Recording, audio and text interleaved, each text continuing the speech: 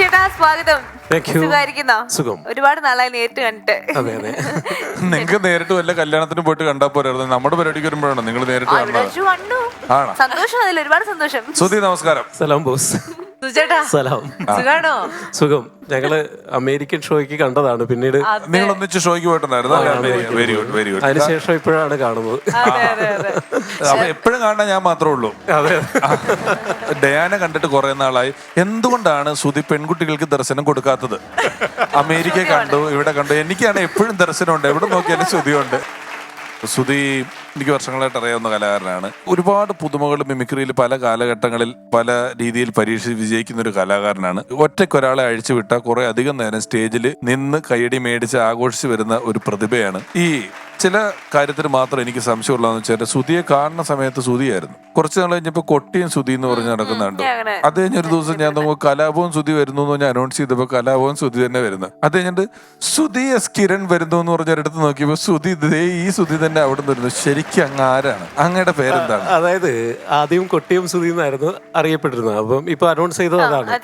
പലരും പല പേരിൽ അറിയപ്പെടുന്നത്. അപ്പൊ അങ്ങനെ കുറെ നാൾ കഴിഞ്ഞപ്പോഴത്തേക്ക് ആൾക്കാർ പറഞ്ഞാൽ നീ രക്ഷപ്പെടാത്തത് ഈ കൊട്ടി എന്നുള്ള പേര് വെച്ചിരിക്കുന്നുണ്ടാണ്. നീ ഒന്ന് മാറ്റിയിട്ട് ഇപ്പൊ നീ കിരൺ ടി വിയിൽ അവതാരകനല്ലേ, അപ്പോൾ നീ ഒരു കാര്യം ചെയ്യാം, എൻ്റെ ഒപ്പം കിരൺ എന്നും കൂടെ ആക്കി സുധി സി കിരൺ എന്നാക്കി. എന്നിട്ടും രക്ഷപ്പെടുന്നില്ല. പിന്നെ ഞാൻ ഈ കലാഭവൻ കൂട്ട് ചേർത്ത് കഴിഞ്ഞാൽ രക്ഷപ്പെടുമെന്ന് പറഞ്ഞു. അങ്ങനെ കലാഭവന്റെ പേര് ചേർത്തു. ഇപ്പൊ ഇതൊന്നും അല്ല, രക്ഷപ്പെടണമെങ്കിൽ ഒരു വാലും ചേർക്കേണ്ട ആവശ്യമില്ല, സമയമാകുമ്പോൾ രക്ഷപ്പെട്ടോളൂ എന്ന് പറഞ്ഞിട്ട് മൊത്തം വാലും.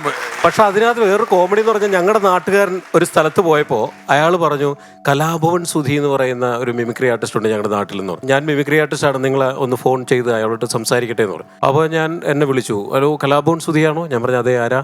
പിന്നെ ഞാൻ ഒരുപാട് ആർട്ടിസ്റ്റുകളെ എനിക്കറിയാം, കൊല്ലം സിറാജ്, കൊട്ടിയം സുധി, കൊല്ലം സുധിയൊക്കെ ഞാനാണ് കൊണ്ടുവന്നു. അയാൾ എന്നോട് പറയാം. അപ്പൊ എനിക്ക് ഒരു പരിചയമില്ലാത്ത ഒരാളാണ് വിളിക്കുന്നത്. അപ്പൊ ഞാൻ പറഞ്ഞ് നിങ്ങൾ ഈ കൊട്ടിയം സുധി എവിടുന്നാ കൊണ്ടുവന്നത്?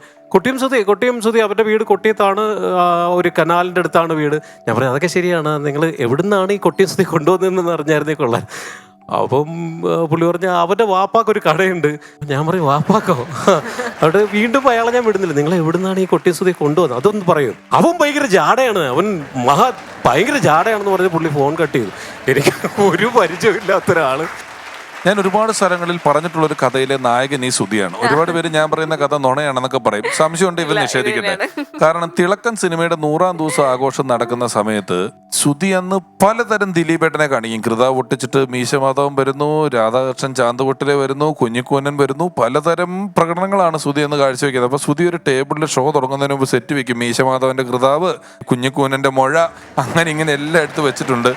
ഈ കവിള് ചാടിക്കുന്നത് മാത്രം ബണ്ണെടുത്ത് കവിളിനകത്ത് കുത്തിക്കയറ്റി വെച്ചിട്ട് ഇങ്ങനെ ആയിട്ടാണ് ദിലീപേട്ടനായിട്ട് സുധി വരുന്നത്. അപ്പൊ 2-3 ബണ്ണുണ്ട്. ബണ്ണ് അളിത്തു പോലോ കുറച്ച് കഴിയുമ്പോൾ.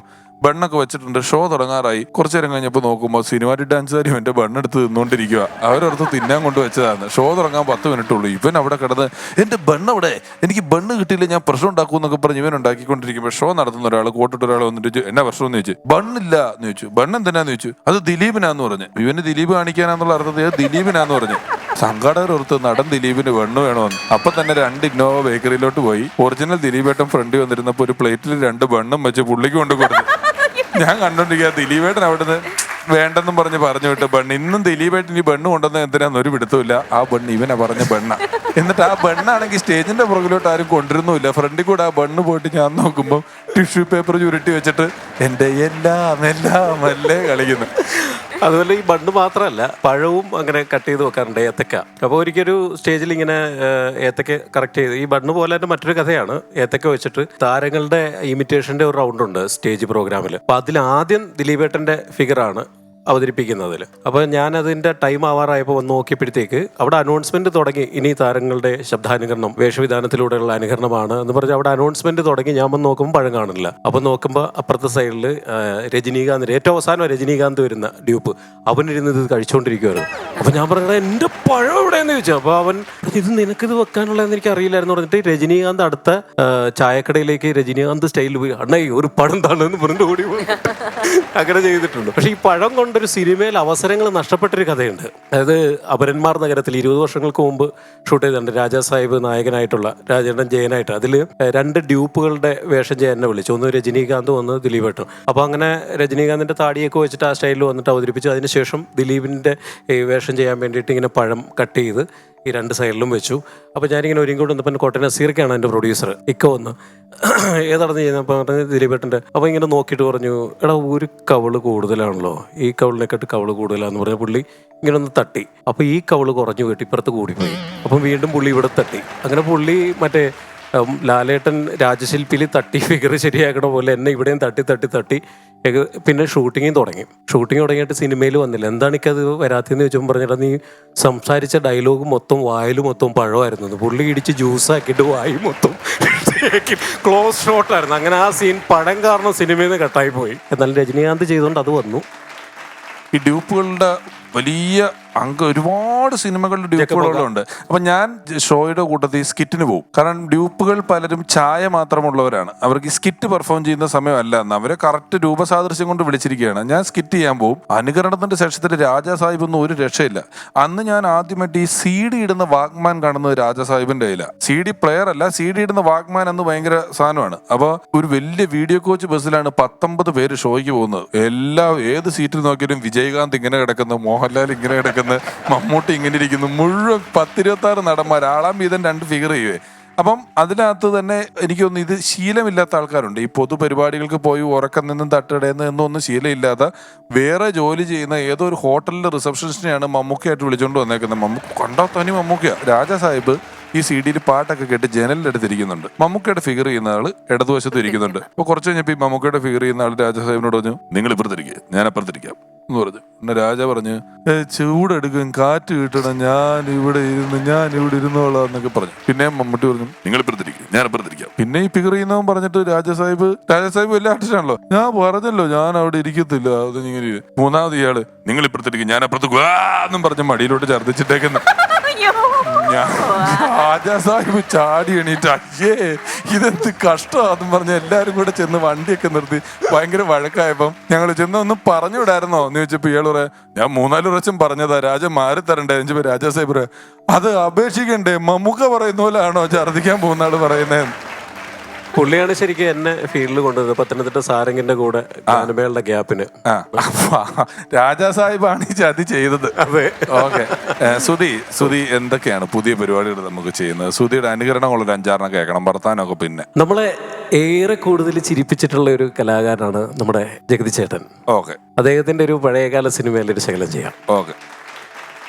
സൗന്ദര്യം വഴിഞ്ഞൊഴുകുന്ന അമ്മ പെങ്ങന്മാരെ, എൻ്റെ ആരാധകരെ, ഞാൻ പാടുന്നതിനിടയ്ക്ക് പൊന്നാട, ജണ്ട്, റീത്ത്, ഹാരം, നോട്ടുമാല, നാരങ്ങ എന്നിവയൊക്കെ നൽകി എന്നെ സ്നേഹം കൊണ്ട് വീർപ്പ് മുട്ടിക്കരുതേ എന്ന് ഞാൻ അപേക്ഷിക്കുകയാണ്. രാത്രികൾ പകലുകളാക്കി, പകലുകൾ രാത്രികളാക്കി ഏകാന്തതയുടെ നിശബ്ദതയിൽ നിന്നും പെറുക്കിയെടുത്ത ഈ ഗാനത്തിന് പണ്ടെങ്ങോ കേട്ട് മറന്ന ഏതെങ്കിലും ഒരു പാട്ടുമായിട്ട് സാമ്യം തോന്നുകയാണെങ്കിൽ അത് കേവലം യാദൃശ്ചികം മാത്രമാണ്. അപ്പം ഞാൻ തുടങ്ങട്ടെ. ഘോര വനാന്തർ ഭാഗത്തേക്ക് പോകാതെന്ന രാമനെ നോക്കി സീത ഇങ്ങനെ മൊഴിഞ്ഞു, രാമ ശ്രീരാമ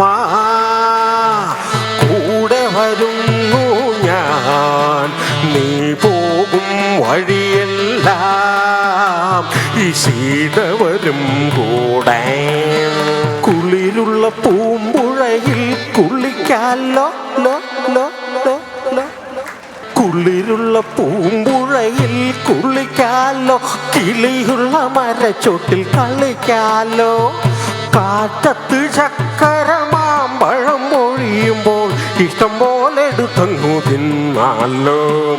രാമ ശ്രീരാമ കൂടെ വരുന്നു ഞാൻ, നീ പോകും വഴിയെല്ലാം ഈ സീത വരും കൂടെ. Thank you. ഇനി നമ്മുടെ ഇന്ദ്രൻ സേട്ടന്റെ ശബ്ദം 5-ാം പാതിര എന്ന് പറയുന്ന സിനിമയില്. ഓക്കെ. ഓരോ കൊലപാതകവും കഴിഞ്ഞ് ഞാൻ 1-2 വർഷം അവധിയെടുക്കും. എന്നിട്ട് പോലീസുകാരെയും പത്രക്കാരെയും വിശ്വസിപ്പിക്കും റിപ്പർ രവിയുടെ അവസാനത്തെ കൊലപാതകവും കഴിഞ്ഞുവെന്ന്. വേട്ട അവസാനിപ്പിച്ചു എന്ന് ഇരകളെ വിശ്വസിപ്പിക്കുന്ന വേട്ടക്കാരനാണ് യഥാർത്ഥ ബുദ്ധിമാൻ. Thank you. ഇനി മിയയ്ക്ക് ഇഷ്ടമുള്ളൊരു നടൻ ഞാൻ അവതരിപ്പിച്ച് നമ്മൾ അമേരിക്കയിൽ ചെയ്തിട്ടുള്ളതിൽ എനിക്ക് മിയയ്ക്ക് ഏറ്റവും ഇഷ്ടപ്പെട്ടൊരു എന്റെ ശബ്ദമാ എൻ്റെ അത് ഞാൻ അവതരിപ്പിച്ചിരുന്നു അവിടെ. ശരി, കാണിക്കും.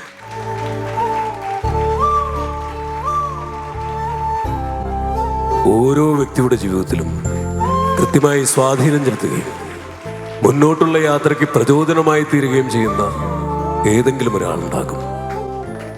കാതിൽ ചുവന്ന കല്ലുവെച്ച് കടുക്കനിട്ട ഒരു കൊച്ചു കൂട്ടുകാരൻ എനിക്കുമുണ്ടായിരുന്നു. ഒന്നുമില്ലാത്ത അശോകനെ എന്തെങ്കിലുമൊക്കെ ആക്കി തീർത്ത ബാലചന്ദ്രൻ, എൻ്റെ പ്രിയപ്പെട്ട ബാലൻ. സിനിമ പിടിക്കാനായി ഞാൻ മദ്രാസിലേക്ക് പോകുമ്പോൾ കാതിലെ കടുക്കം വിറ്റ കാശുമായി അവൻ എൻ്റെ അടുത്തേക്ക് വന്നു. നിറകണ്ണുകളോട് ഞാൻ ചോദിച്ചു, ബാല, ഈ കടങ്ങളൊക്കെ ഞാൻ എങ്ങനെ വീട്ടു? അപ്പൊ അവൻ പറഞ്ഞു, എനിക്കൊന്നും തിരിച്ചു വേണ്ട, നാളെ ഒരു സഹായം ആവശ്യപ്പെട്ട് ഇതുപോലെ ഒരാൾ നിന്നെ തേടി വരും, നിനക്കിത് ചെയ്യാൻ കഴിഞ്ഞാൽ അപ്പോൾ മാത്രം നീ എന്നെ ഓർത്താൽ മതിയെന്ന്. ഒരു പ്രണയത്തിലകപ്പെട്ട് നാടുവിട്ടുപോയ ബാലനെ ഞാൻ ഓർത്തുകൊണ്ടേയിരിക്കും. ഓരോ ആൾക്കൂട്ടം കാണുമ്പോഴും അശോക എന്നൊരു വിളിക്ക് വേണ്ടി ഞാൻ കാതോർത്തിരുന്നു.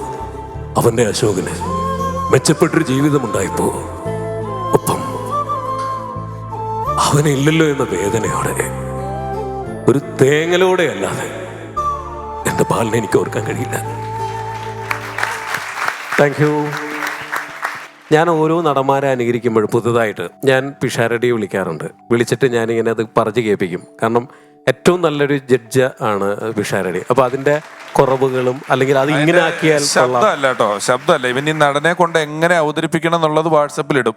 ഇന്നയാള് കഴിഞ്ഞ് ഇന്നയാള്, അത് കഴിഞ്ഞ് ഇന്നയാള് എന്നൊക്കെ പറഞ്ഞിട്ട് കഥ ഉണ്ടാക്കുമല്ലോ നമ്മള്. അതാണ് അയക്കുന്നത്. ദൃശ്യത്തിന്റെ ക്ലൈമാക്സ് ഞാൻ ലാലേട്ടന്റെ സൗണ്ട് മാത്രമായിരുന്നു പറഞ്ഞുകൊണ്ടിരുന്നത്. അപ്പൊ പിഷുവിനോട് പറഞ്ഞു, ഇതിന് സിദ്ദിഖിക്ക് പറഞ്ഞിട്ട് ലാലേട്ടൻ പറഞ്ഞ നന്നായിരിക്കും എന്ന് പറഞ്ഞിട്ട് ഞാൻ അത് അങ്ങനെയാണ് ഞാൻ ആ ഒരു ഐറ്റത്തിലേക്ക് വന്നത്. അതെനിക്കൊരു വലിയ താങ്ക്സ് പിഷാരടി പറയുന്നത്. കേൾക്കാം, അതൊന്ന് കേൾക്കാം. സിദ്ദിഖും ലാലേട്ടൻ അമേരിക്കയിലുള്ള ഞങ്ങളുടെ സഹോദരങ്ങളുടെ അടുത്തേക്ക് പോകുന്നതിന് മുമ്പ് വരുണിന് എന്താണ് സംഭവിച്ചെന്ന് അറിയണമെന്ന് തോന്നി. ഞങ്ങളിനി അവന് വേണ്ടി കാത്തിരിക്കണോ? ഞങ്ങൾക്ക് മനസ്സിലാകും, നിങ്ങൾക്ക് ഞങ്ങളെ വിശ്വാസം ഉണ്ടാകില്ല. ബുദ്ധിമുട്ടിച്ചതിൽ ക്ഷമിക്കണം കേട്ടോ. നിങ്ങൾ വലിയ മനുഷ്യനാണ്. നിങ്ങളുടെ ഹൃദയവിശാലതയൊന്നും എനിക്കില്ല. ഞാൻ വെറും സാധാരണക്കാരനാണ്. എൻ്റെ ഭാര്യയും മക്കളും അടങ്ങുന്നൊരു കൊച്ചു ലോകം, അതാണ് എൻ്റെ കുടുംബം. അതിനപ്പുറത്തേക്കൊരു ലോകം ഞാൻ സ്വപ്നം പോലും കണ്ടിട്ടില്ല. ആ സ്വകാര്യതയിലേക്ക് ക്ഷണിക്കപ്പെടാതൊരു അതിഥി വന്നു. ഞങ്ങളുടെ കുടുംബം ശിഥിലമാക്കാൻ കൽപ്പുള്ളൊരു അതിഥി. ഞങ്ങളുടെ യാചനകളൊന്നും അവൻ ചെവിക്കൊണ്ടില്ല. എന്ത് ചെയ്യണമെന്നറിയാതെ നിന്ന വെപ്രാളത്തിൽ പറ്റിപ്പോയൊരു ചെറിയ കൈബദ്ധം. ഇനി ഒരിക്കലും തിരിച്ചു വരില്ല എന്ന ഉറപ്പോടെ എന്നേക്കുമായി അതിഥിയെ ഞങ്ങൾ മടക്കി അയച്ചു. എല്ലാവർക്കും എന്ന പോലെ എനിക്കും എൻ്റെ കുടുംബം വലുതാണ്. അത് തകരാതിരിക്കാൻ വേണ്ടി ഞാൻ എന്തും ചെയ്യും. അവിടെ എൻ്റെ മുന്നിൽ ശരികൾ മാത്രമേ ഉള്ളൂ. ഞങ്ങളോട് പൊറുക്കണം. Thank you. ശരിക്കും പറഞ്ഞാൽ സുധിച്ചേട്ടൻ പെർഫോം ചെയ്ത് തുടങ്ങിയ പിന്നെ ഇങ്ങനെ ഓരോന്നിങ്ങനെ വെക്കോണ്ടിരിക്കും അല്ലേ? അതാണ് ആദ്യമേ തന്നെ പറഞ്ഞല്ലോ, ആളെ അഴിച്ചു വിട്ടു കഴിഞ്ഞ ഒരു പ്രസ്ഥാനമാണ് എന്ന് പറഞ്ഞല്ലോ. വീട്ടിലെ വിശേഷങ്ങള്, വീട്ടില് മക്കള് 2 പേര്. മോൻ വിഘ്നേഷ് പിഷാരടി മലയാള സിനിമയിലേക്ക് ഇൻട്രൊഡ്യൂസ് ചെയ്തിട്ടുള്ള ഒരു താരമാണ്, ബാലതാരം. പഞ്ചവർണ്ണത്തില് മണിയമ്പിള്ള രാജേഷന്റെ മകനായിട്ട് അഭിനയിച്ചത് വിഘ്നേഷ്. കണ്ടിട്ടുണ്ട്. അതിനുശേഷം ദിലീപേട്ടന്റെ കൂടെയും അവസരം കിട്ടി. ഇപ്പൊ ശ്രീനിയേട്ടന്റെ പടത്തിലും അവസരം കിട്ടി. അങ്ങനെ ഒരു ഇനിയിപ്പോ അടുത്ത പടത്തിലുണ്ടല്ലേ? ഉണ്ടാവും. ഓക്കെ. അങ്ങനെ എനിക്ക് കിട്ടാത്തൊരു ഭാഗ്യം എൻ്റെ മകന് കൊടുത്തിട്ടുള്ളൊരു മഹത് വ്യക്തിയാണ് നമ്മുടെ പിഷു. പിന്നെ മകള് വൈഷ്ണവി 1ാം ക്ലാസ്സിലാണ് പഠിക്കുന്നത്. വൈഫ് ലക്ഷ്മി റേഡിയോഗ്രാഫറാണ്. ഒപ്പം എൻ്റെ കൂടെ പ്രോഗ്രാമിന് പാട്ടിനും കോമഡിക്കും ഡാൻസിനും ഒക്കെ വരുന്ന ലക്ഷ്മി. ഓക്കെ. അപ്പൊ എന്തായാലും ഒരുപാട് സന്തോഷം, വിശേഷങ്ങളൊക്കെ അറിയാൻ സാധിച്ചതിലും നമ്മുടെ സ്റ്റേജിൽ വന്ന് പെർഫോം ചെയ്തതിലും ഒക്കെ ഒരുപാട് നന്ദി. ഞങ്ങളുടെ ഒരു സ്നേഹാദരം ഏറ്റുവാങ്ങണം.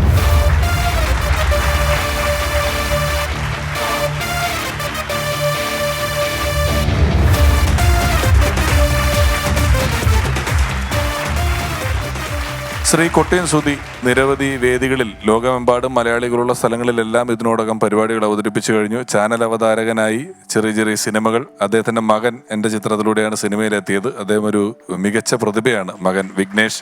അവനും വലിയ താമസമില്ലാതെ തന്നെ കലാലോകത്ത് ഒരുപാട് പേര് തിരിച്ചറിയുന്ന ഒരു പ്രതിഭയായി മാറും. തിരക്കിട്ട കലാജീവിതത്തിൽ സമയം മാറ്റിവെച്ച് ഈ പരിപാടിയിലെത്തിയതിന് നന്ദി അറിയിച്ചുകൊണ്ട് ഞങ്ങളുടെ ഭാഗത്തു നിന്നും ഒരു എളിയ ഉപഹാരം.